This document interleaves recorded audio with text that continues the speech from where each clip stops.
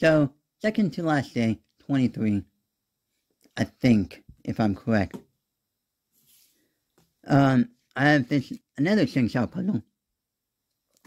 This Sheng-Xiao puzzle came out in 2013, something like that. Called The Wind. It's like around 2012, 2013-ish. No. And it came with that same puzzle art that I bought that had the Sheng-Xiao Ling Long in it that I showed you yesterday. And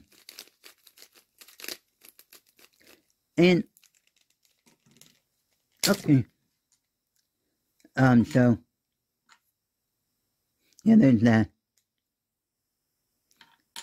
Pretty tight right now. No. And yeah. That's kind of interesting. So, if you can see, there's some slight marbling to the plastic. No, it's even better when you're looking at it on the inside there. No.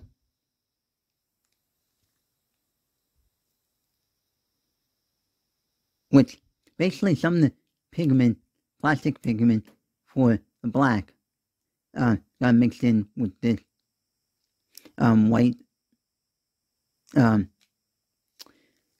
when they were pouring in the mold and whatnot. So, yeah. And, again, using this for mods. No. Another thing is this, no.